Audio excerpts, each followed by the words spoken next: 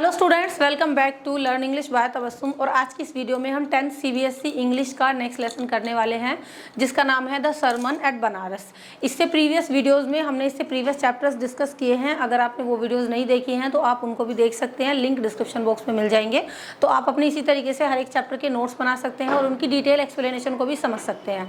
अगर आप चैनल पर न्यू हैं तो सब्सक्राइब कर लें, बेल आइकन को प्रेस कर लें, ताकि आपके पास ऐसे ही यूजफुल वीडियोस पहुंचती रहें। और वीडियो हेल्पफुल लगती है after watching, so don't forget to like and share this video also. Now let's get started. The sermon at Banaras. Firstly देखेंगे हम कि इस चैप्टर का मीनिंग क्या है। देखो, सरमन का मीनिंग क्या होता है, और बनारस तो आपको पता ही है कि बनारस जो है एक शहर है हमारे ही देश का। सरमन होते हैं उपदेश या प्रीचिंग्स, ठीक है। तो ऐसे उपदेश या ऐसे प्रीचिंग्स जो कि बनारस में दिए गए, है ना। तो ये जो उपदेश थे बनारस के अंदर, ये किसने दिए थे? Early life of Gautam Buddha. Chapter की स्टार्टिंग करते हैं हम लोग। ये लेसन जो है, मेन कैरेक्टर इसमें कौन है? गौतम बुद्ध। और आई होप आपने उनके बारे में सुना ही होगा कि गौतम बुद्ध की जो लाइफ थी वो किस तरीके से धीरे धीरे चेंज होती चली गई थी, ठीक है। तो स्टार्ट होता है आपका lesson early life of Gautam Buddha. Early life का मतलब शुरुआती जिंदगी कैसी थी गौतम बुद्ध की। गौतम बुद्ध के बारे में है ये कि उन्होंने किस तरीके से बनारस में जो है उपदेश दिए थे, ठीक है। तो उनकी शुरुआती लाइफ के बारे में देखेंगे पहले। Gautam Buddha was born in 563 BC as prince Siddhartha Gautam in northern India. Gautam Buddha जो है वो बॉर्न हुए थे कब? 563 BC में। और जब वो पैदा हुए थे तो वो एज अ प्रिंस पैदा हुए थे, और उनका नाम क्या था? सिद्धार्थ गौतम था। बाद में उनका नाम चेंज भी हुआ, ठीक। तो सिद्धार्थ गौतम उनका नाम था, और नॉर्दर्न इंडिया में ये बॉर्न हुए थे। ही लिव्ड अ रॉयल लाइफ। उन्होंने एक शाही जिंदगी जी, क्योंकि एक प्रिंस थे तो भाई जाहिर सी बात है शाही जिंदगी जीते। And was married to a princess, और इनकी शादी भी एक राजकुमारी से की गई। दे हैड अ सन, इसके बाद इनका एक बेटा भी हुआ। एंड फॉर 10 years, आने वाले 10 सालों तक जो है ना, इन्होंने एंजॉय किया जितने भी कंफर्ट थे महल के। मतलब महल में इन्होंने शाही जिंदगी राज ठाट से आराम से जी, और महल में रहते हुए इनको ज़्यादा ना दुख दर्दों का पता नहीं था कि जो लाइफ की मिजरीज होती हैं वो क्या होती हैं, ठीक है। तो कंफर्ट्स के साथ जिए ये 16 साल से लगभग 26 साल की एज तक, ठीक। अब देखिए द 4 साइड्स। अब गौतम बुद्ध की जो लाइफ है ना वो यहाँ से धीरे धीरे चेंज होती चली जाएगी। इन्होंने ऐसे 4 नज़ारे देखे जिसका इनके जीवन पर बहुत ही गहरा इम्पैक्ट पड़ा। एट द एज ऑफ 25, यानी 25 साल की उम्र में, Prince Siddharth went out and saw 4 things. Prince Siddharth बाहर निकले जैसे गए होंगे कहीं वो, तो फॉर द फर्स्ट टाइम इन्होंने सबसे पहले अपनी लाइफ में, मतलब इन्होंने इतनी अच्छे से जिंदगी जी थी पैलेस के यानी महल के अंदर, के इन्होंने ना जिंदगी के दुख दर्द इन्हें पता ही नहीं थे कुछ भी। तो जब ये 25 ईयर्स के थे तो ये महल से बाहर ऐसे जा रहे थे, तो फर्स्ट टाइम इन्होंने देखा अ सिक मैन। सबसे पहले एक बीमार आदमी इन्होंने देखा, ठीक है, काफी बीमार था वो। इसके अलावा दूसरी चीज थी एन ओल्ड मैन, यानी एक बूढ़ा आदमी इन्होंने देखा। इसके बाद जब ये आगे बढ़े रास्ते में तो इन्होंने अ फ्यूनरल का मीनिंग होता है किसी का दाह संस्कार, है ना, दाह संस्कार होते हुए देखा। और इसके बाद अ बैगर मॉन्क, यानी एक भिखारी मॉन्क इन्होंने देखा। तो यहाँ से आपका क्वेश्चन बन जाता है कि इन्होंने कौन कौन सी 4 चीजें देखी थी रास्ते में। क्या क्या देखी थी? एक सिकमैन यानी बीमार आदमी, एक बूढ़ा आदमी, एक फ्यूनरल देखा किसी का दाह संस्कार होता हुआ, और एक बैगर मॉन्क जो भीख मांग रहा था। तो दीज साइड्स, ये जो साइड्स थी ना, ये जो नज़ारे थे, इनकी वजह से डीपली मूव हो गए अंदर से। इन चीज़ों ने ना इनको झंझोर के रख दिया him and made him realize that suffering is a part of human life। और यहाँ से इनको पता चला कि झेलना यानी सफ़र करना यानी प्रताड़ित होना ये एक लाइफ का पार्ट है। हर एक इंसान कोई बीमारी से जूझ रहा है, कोई ओल्ड एज में है ना, कोई इतनी बेकार कंडीशन में है कि उसको भीख मांगनी पड़ रही है, या फिर बीमारी भी मतलब इन्होंने ये सारी चीज़ें देखी कि रियलिटी एक्चुअल में ये होती है लाइफ। क्योंकि पैलेस में रहते हुए इनको इस चीज़ों का इनको पता नहीं होगा, तो तब इनको रियलाइज़ हुआ कि ह्यूमन लाइफ का एक पार्ट है ये सारी चीज़ें। He decided to leave his luxurious life to find the cause of suffering and a way to end it. अब इन्होंने उसी दिन से इतना ज़्यादा इनका माइंड इस चीज़ को लेकर के डिस्ट्रैक्ट हो गया, तभी इन्होंने इमीडिएटली डिसाइड कर लिया कि मैं अपनी जितनी भी लग्जीरियस लाइफ है ना इसको छोड़ दूंगा। यानी जैसे शान शौकत से रह रहे थे, अच्छी ज़िंदगी जी रहे थे, तो इन्होंने सोच लिया कि अब मैं इसको छोड़ दूंगा, और अब मैं पता लगाऊंगा कि सफरिंग का यानी जो लोग परेशान हैं इस दुनिया में, इसका मीनिंग क्या हो सकता है और कैसे इस सफरिंग को हम एंड कर सकते हैं, है ना। तो इन्होंने इसलिए अपना जो है जीवन, जो अच्छा जीवन इनका चल रहा था, उसको क्विट कर दिया। अब देखो ये जो है अपने उस सच की खोज में आगे निकले। Search for enlightenment. एनलाइटमेंट का मतलब अपने अंदर प्रकाश जगाने के लिए, एनलाइटमेंट यानी प्रकाश की खोज में जो है ये अब निकल गए।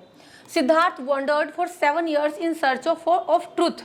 तो सिद्धार्थ जो थे, जो एक प्रिंस थे, वो वंडर्ड का मतलब वो घूमे, है ना, इधर उधर वो भटकते रहे लगभग 7 साल तक।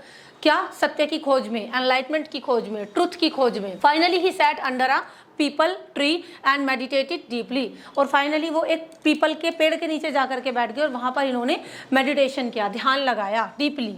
आफ्टर 7 days, देखो यहाँ से आपको 2 चीज़ें ध्यान रखनी है कि एक तो ये घूमे थे कितने साल तक, लगभग 7 साल तक ये घूमते रहे थे। और जब वो ट्री के नीचे बैठे थे तो कितने दिन के लिए बैठे थे ये? 7 days के लिए। तो 7 years के लिए इधर उधर घूमे ये और फाइनली वो बैठ गए एक पीपल के पेड़ के नीचे लगभग 7 दिन के लिए। And he achieved enlightenment and became the Buddha. और यहाँ से जो है उन्होंने फिर प्रकाश की जो है प्राप्ति की, मतलब उनके अंदर जो है एक प्रकाश जागा, ज्ञान की प्राप्ति हुई या तो उनको, है ना। और वहाँ से जो है वो एक रॉयल जिंदगी को छोड़कर बिल्कुल कंप्लीटली प्रिंस से बुद्धा कहलाए गए। क्या नाम पड़ा इनका यहाँ से?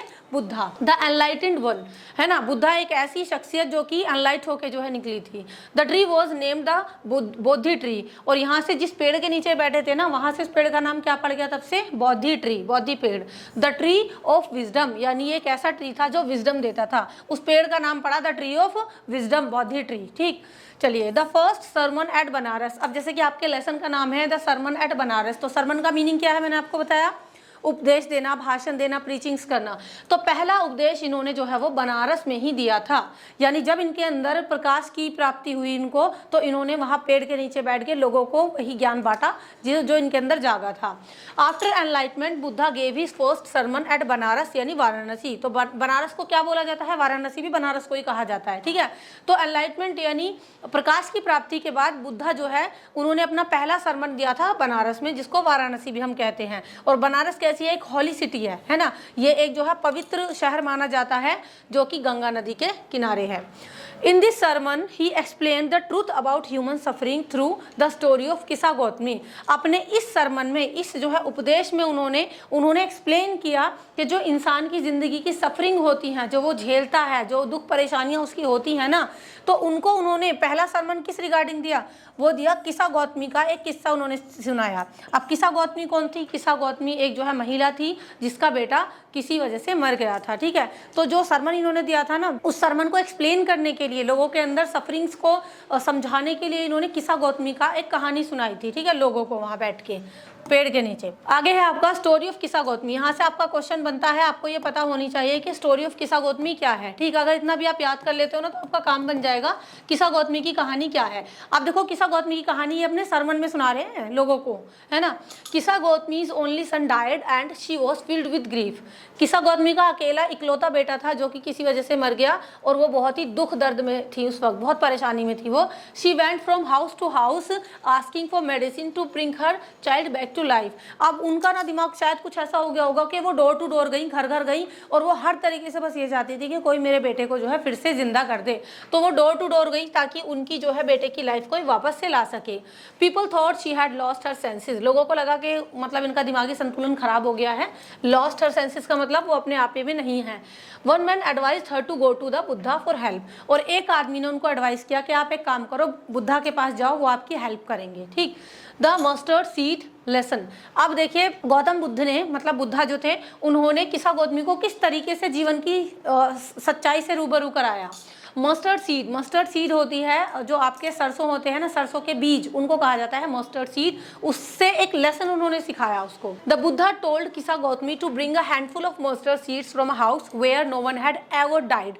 यहाँ से आपका बहुत इंपॉर्टेंट क्वेश्चन बनता है कि किस तरीके से उन्होंने मस्टर्ड सीड की हेल्प लेते हुए किस्सा गौतमी को रियलिटी दिखाई लाइफ की।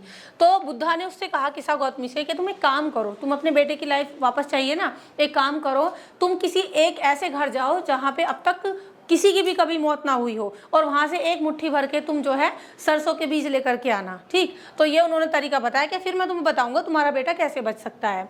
अब किस्सा गौतमी जो है she went from house to house but in every family someone had died. अब देखो, ये तो आपको भी पता है, हमें भी पता है कि दुनिया में कोई ऐसा घर नहीं है जहाँ कभी किसी की मौत ना हुई हो, क्योंकि एक लाइफ का एक सर्कल है, कुछ पीछे वाले लोग जाते हैं और नई जनरेशन आगे बढ़ती रहती है।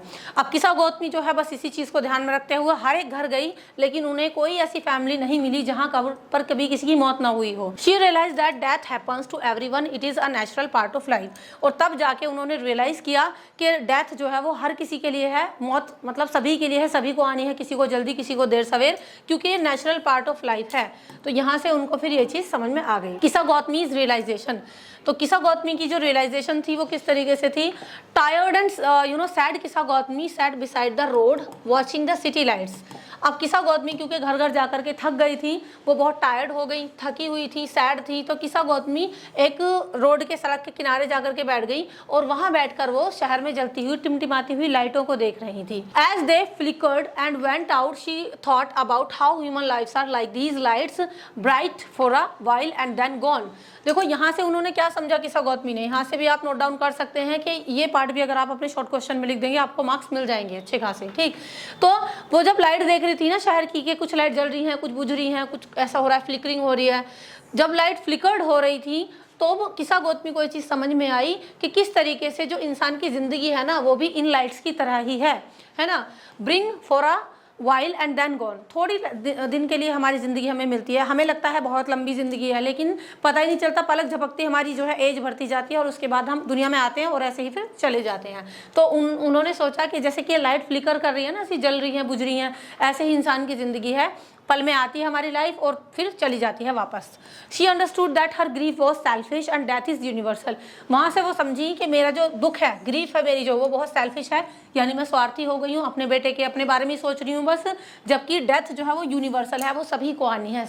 यूनिवर्सल का मतलब हर एक को मौत आनी ही है, death is universal. The only way to peace is to accept it calmly, और केवल इकलौता तरीका यही है, अगर आपको अपने अंदर पीस यानी शांति चाहिए ना, कि हम डेथ को शांति से तसल्ली से एक्सेप्ट कर लें, जो भी मतलब जिसकी भी डेथ हुई है तो उसको एक्सेप्ट करना शांति से, वही समझदारी है। तो यहाँ से यहाँ तक किसा गौतमी को रियलाइजेशन हो गया, कैसे उन्होंने मतलब समझा।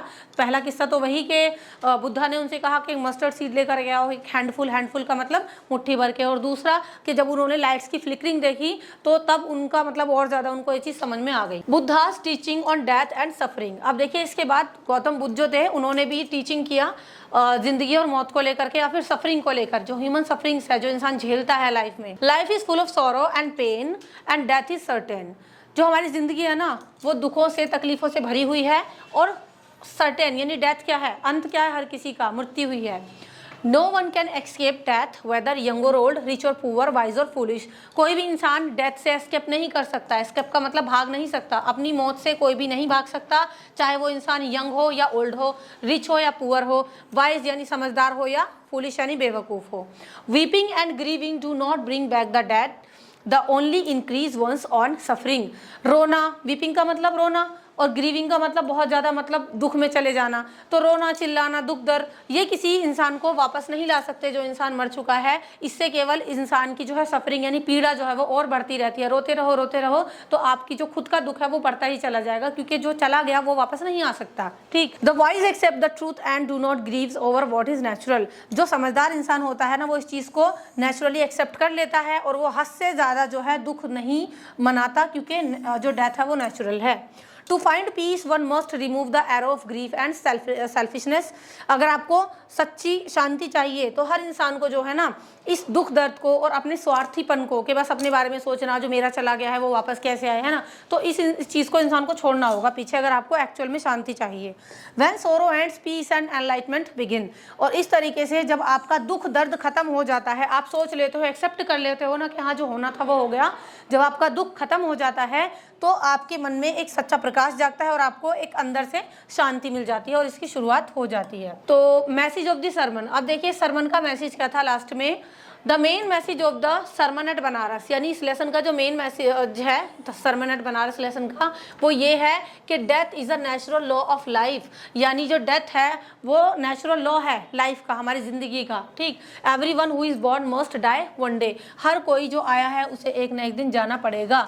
We should accept this truth calmly, give up selfish sorrow and follow the path of understanding and peace as taught by the Buddha. हम सबको इस चीज़ को, इस सत्य को शांति से एक्सेप्ट करना चाहिए, और अपने सेल्फिश सौरों को यानी अपना जो स्वार्थ है हमारा, इसको दूर करना चाहिए, और इसी जो है सच्चे राह पर आगे बढ़ना चाहिए, इसी सच्चे पीसफुल रास्ते पर हमें आगे बढ़ना चाहिए जो हमें बुद्धा ने सिखाया है।